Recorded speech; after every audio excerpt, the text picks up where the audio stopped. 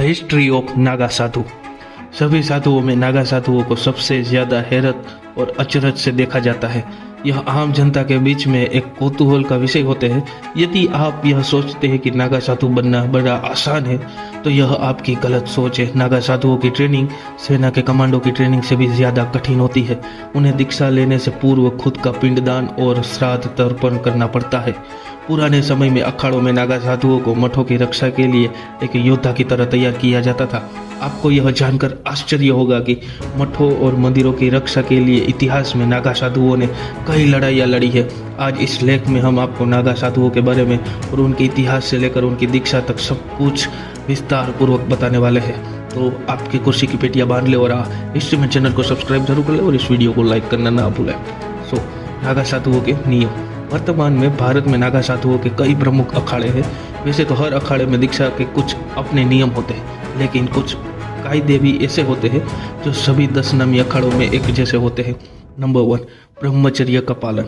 कोई भी आम आदमी जब नागा साधु बनने के लिए आता है तो सबसे पहले उसे स्वयं पर नियंत्रण की स्थिति को परख जाता है। उससे लंबे समय ब्रह्मचर्य का पालन करवाया जाता है। इस प्रक्रिया में सिर्फ दैहिक ब्रह्मचर्य ही नहीं, मानसिक नियंत्रण को भी परखा जाता है। अचानक किसी को दीक्षा नहीं दी जाती। पहले यह तय किया जाता है कि दीक्षा लेने वाला पूरी तरह से वासना और इच्छाओं से मुक्त हो चुका है या नहीं।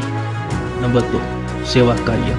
ब्रह्मचर्य व्रत के साथ ही दीक्षा लेने वाले के मन में सेवा भाव होना आवश्यक है। यह माना जाता है कि जो भी साधु बन रहा है वह धर्म, राष्ट्र और मानव समाज की सेवा और रक्षा के लिए बन रहा है।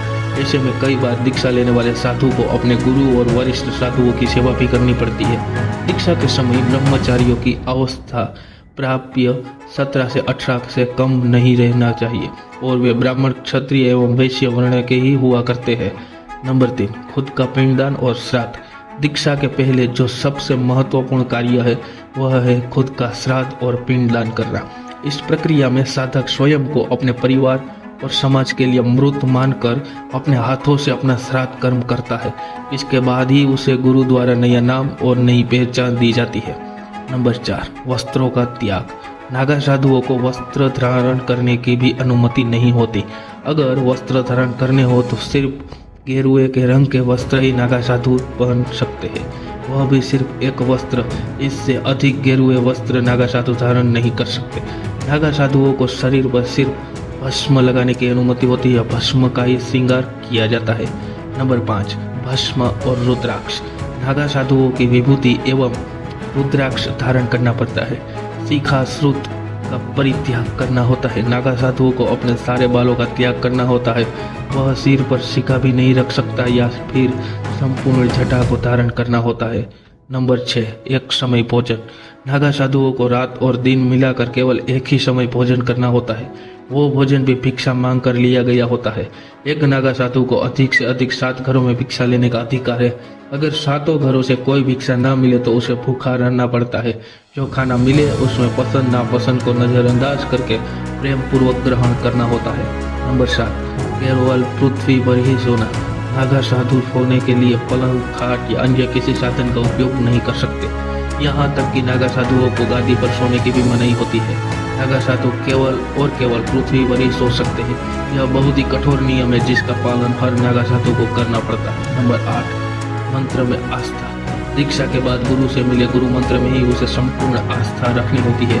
उसकी भविष्य की सारी तपस्या इसी गुरु मंत्र पर आधारित होती है। नंबर 9, अन्य नियम। बस्ती से बाहर निवास करना, किसी को प्रणाम न करना और ना किसी की निंदा करना तथा केवल सन्यासी को ही प्रणाम करना आदि कुछ नियम है जो दीक्षा लेने वाले हर नागा साधु को पालन करने पड़ते हैं। नागा साधु बनने की प्रक्रिया।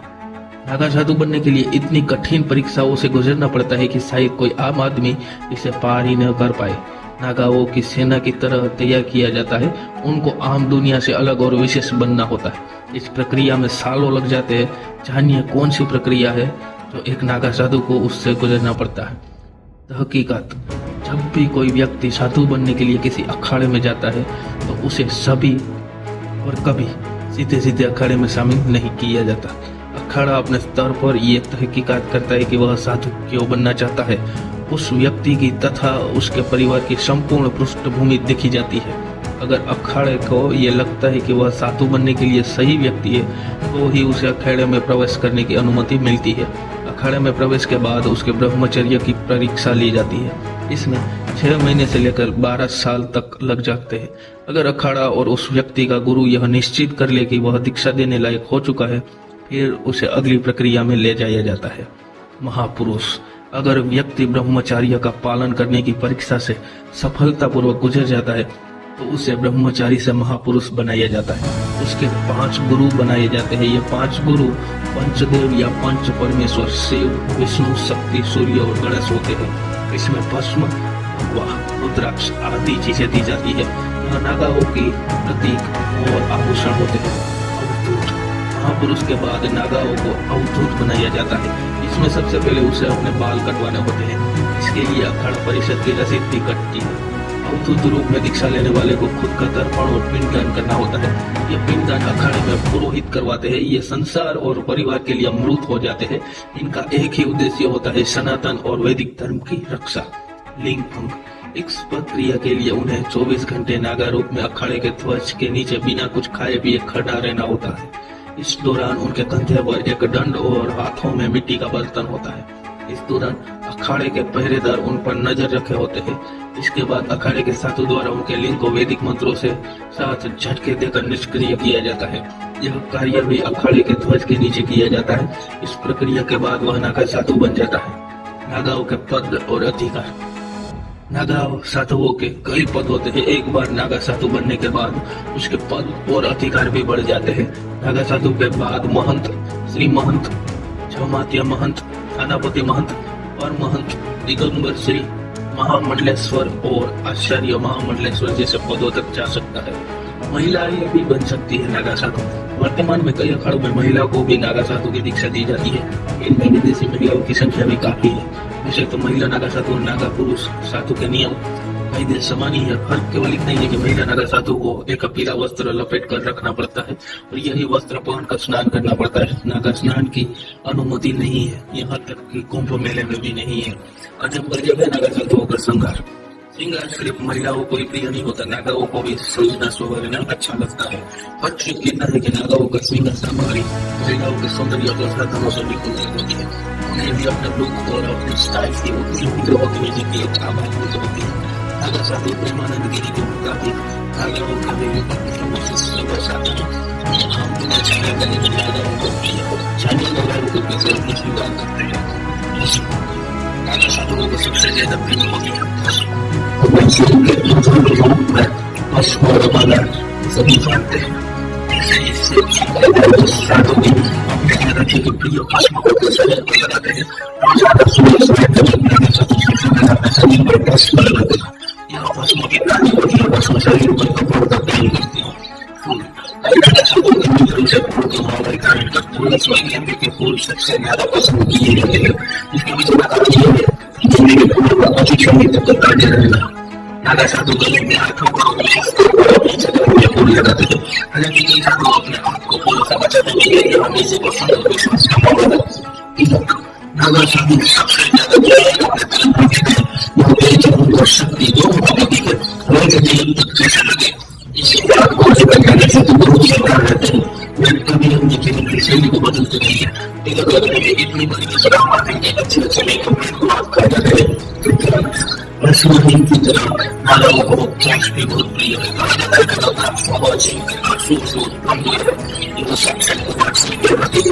इस कारण लगभग सभी संस्थानों साधारण दुनिया को किया जाता